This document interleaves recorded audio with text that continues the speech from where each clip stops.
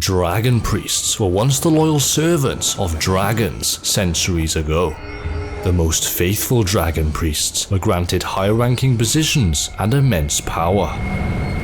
Upon Alduin's banishment, the dragon cult fell into ruin.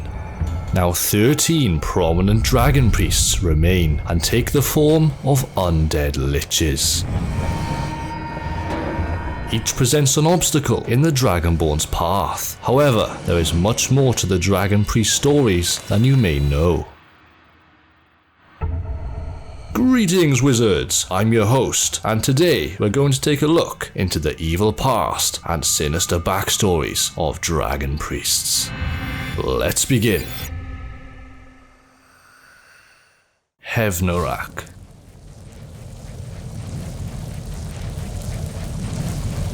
In life, Hevnoraak was the most gruesome dragon priest in Skyrim.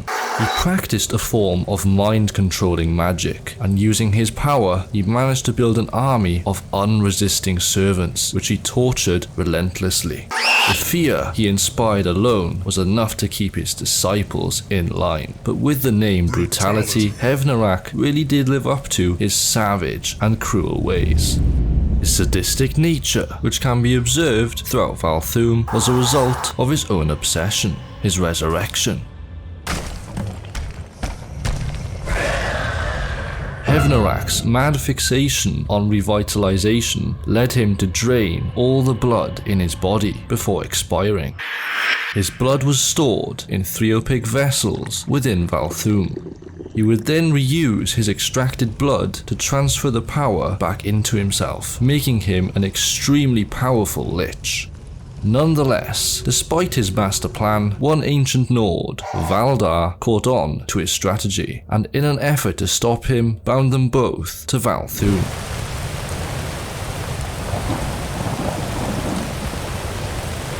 What a lad. Krosis.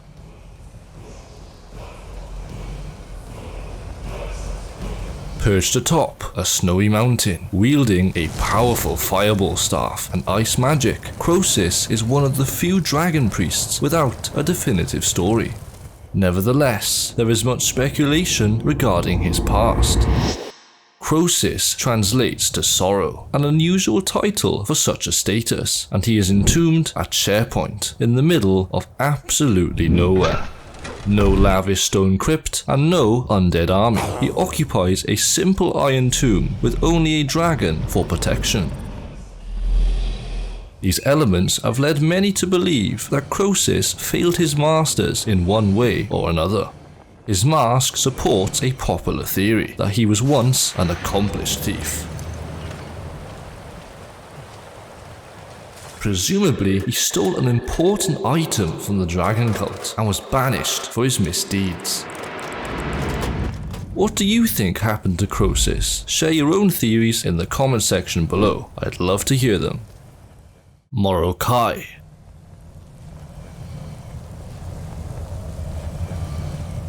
A masterful sorcerer and the ultimate boss contained within the ancient Nordic ruin of Labyrinthian. His story begins with the Archmage of the College of Winterhold, Savos Aren. Around 100 years ago, Savos, along with 5 other naive apprentices, ventured deep into the depths of Labyrinthian. Unaware as to what they would find within, the group were about to find out. Only half the bodies that entered made it to the final chamber, and there, they met Morokei. Wielding the Staff of Magnus, which the group initially sought after, along with unparalleled power, all their lives were now at stake. In a desperate attempt to contain the evil, Savos sacrificed his companions and raised them as ghostly thralls, who would contain Morokei to this day. A very selfish move by Savos, but to keep a spell going like that for over 100 years, that's giving me a run for my money. Nahkriin.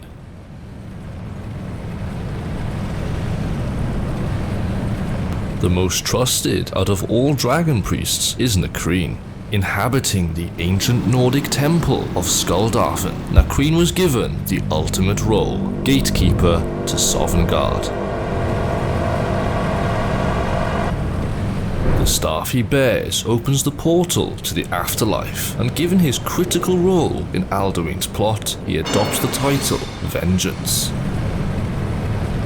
Being a master in all three destruction magics, Nahkriin is also a formidable dragon priest. But aside from his talents, there is one theory which adds even further insight. This concept claims that Nahkriin is Alduin's personal dragon priest, as his name and mask share similar qualities to the World Eater. Nahkriin even states that he was appointed by his lord.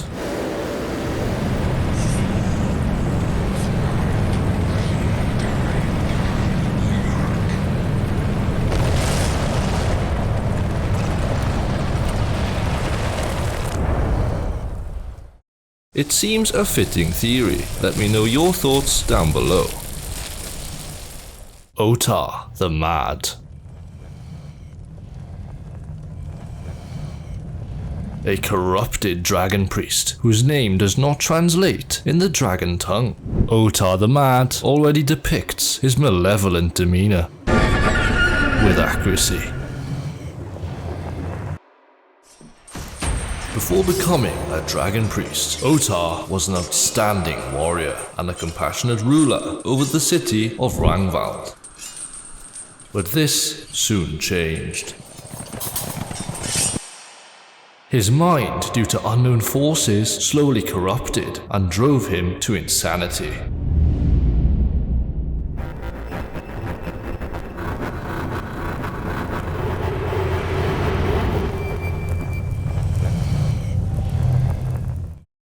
Highly trained in lightning magic and also wielding a staff of the same element, Otar is an exceptionally powerful lich. He subjected his people through savage torture. That was until two Nordic heroes attempted to end his tyranny. Sarek and Torsten put up a tremendous fight, but their valiant efforts were unfortunately not enough. Otar was just too powerful, and as a last resort, they were forced to seal him permanently.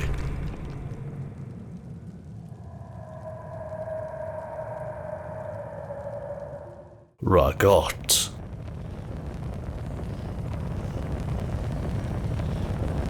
Believed to be one of the last dragon priests to have ever lived, Rahgot managed to survive the length he did due to his cunning and ruthlessness. His name means anger, apt for the rage he felt following his cult's demise. Under his leadership, Rahgot and his followers isolated themselves in the secluded monastery of Forelhost. Situated high up in the snow-covered Yeral Mountains, Rahgot trusted in the harsh environment and hoped that it would deter any visitors. Unfortunately for them, a legion of Lord Howl's soldiers happened to be in the area. Too big a threat to ignore, the legion's commander made the decision to advance on the monastery.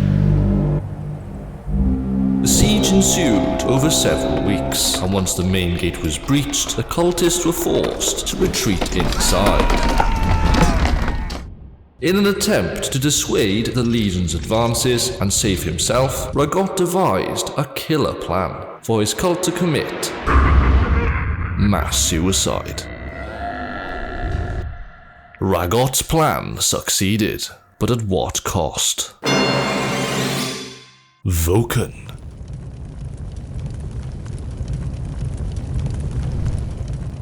One of the most mysterious dragon priests with very little detail. The name Shadow accurately represents this elusive lich. With a staff of fireballs equipped in his right, and any element of destruction magic he so chooses in his left, Vokun is talented and versatile. His past is unclear, but given his rulership over Highgate ruins and legendary scroll, an association with the companions can be theorized.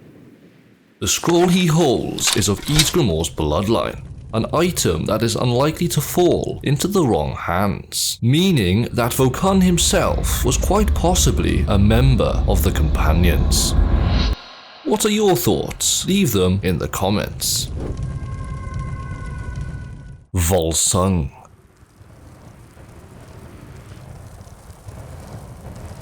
Skilled in the magic schools of alteration, conjuration, destruction, and restoration, Volsung, unlike other dragon priests, does not rely on a staff to demonstrate his power.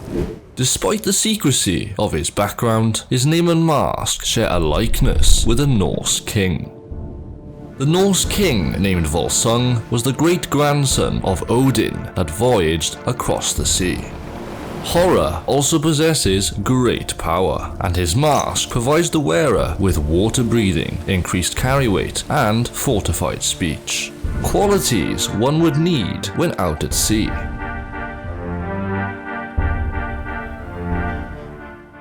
Miraak.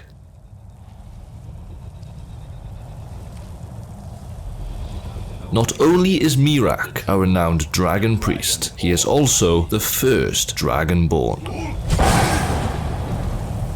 His name means Alliance Guide, quite ironic given his traitorous and egotistical nature. While carrying out his duty on the island of Solstheim, he came into possession of a black book. This led him down a dark path, which led him to servitude under the Daedric Prince of Knowledge and Fate, Hermaeus Mora. Miraak was granted means to great power, a dragon shout capable of bending dragons to his will. Using his forbidden knowledge and power as Dragonborn, Miraak rebelled against his dragon overlords by devouring their souls.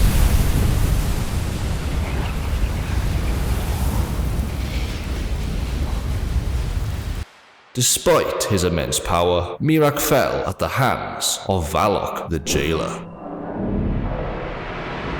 He now remains in the realm of Apocrypha, building his strength and knowledge in preparation for his return.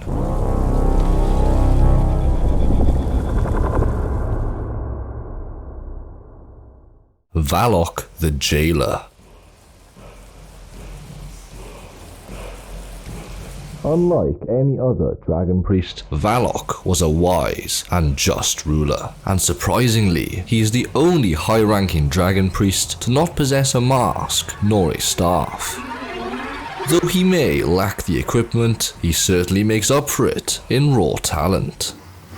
He is arguably one of the most powerful dragon priests in existence, and is highly proficient with fire destruction magic.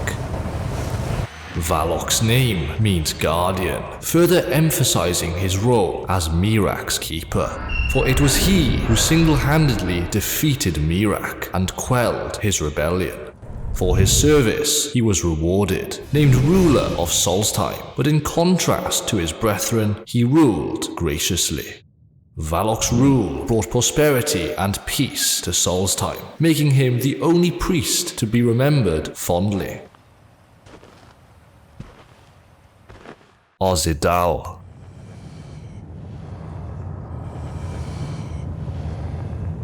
An extraordinary fire sorcerer, but an even greater enchanter, Ahzidal is by far the most talented, yet destructive dragon priest. His name translates to Bitter Destroyer, following his role in the decimation of the Snow Elves. According to legends, he is the first Nord to ever master the Elven arcane arts. However, his endless pursuit for power came at a great cost. Upon his return, he found his hometown burned and his people slaughtered. The native Snow Elves, who had once lived in peace with his kind for many years, performed the attack. In his rage and grief, Ahzidal swore vengeance against the Snow Elves. His knowledge and power grew with the passing of time, and when he learned that Ysgramor and his warband planned to reclaim Saarthal, he immediately sought them out. Ahzidal fulfilled his promise and crushed the Snow Elves, but despite this, his desire for power was never satisfied. He eventually fell victim to his own pursuit of perfection and later succumbed to lichhood. Dukaan.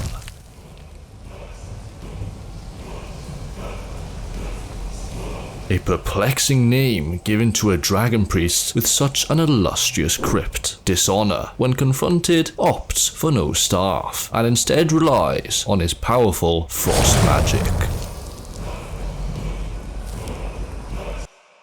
He also possesses the ability to summon Seekers in battle, potentially a result for being one of Miraak's acolytes.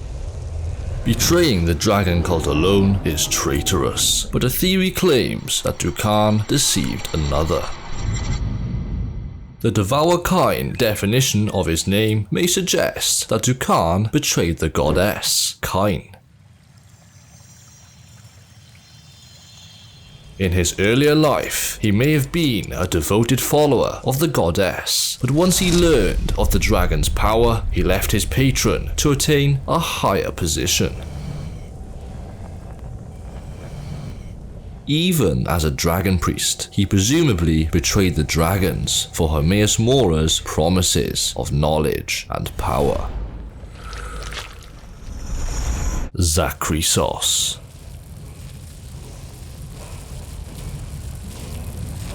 Encountered inside the final chamber of Bloodskull Barrow, it is believed that Zahkriisos may have belonged to the Bloodskull clan. His name translates to sword blood, which would further suggest this, and given his ability to summon Seekers, an association with Miraak can be proclaimed. Surprisingly, he is weak to the Bloodskull blade, which is peculiar given the possibility of his significance in its creation. Now, while these dragon priests are living legends and their backstories are riveting, let's not forget how powerful they are. You will quickly be crushed with insufficient gear and skill, and so if this isn't your first time playing Skyrim, I highly recommend you make use of my skill guides, exploits included. This has been the Welsh Wizard, and I shall see you all in the next one.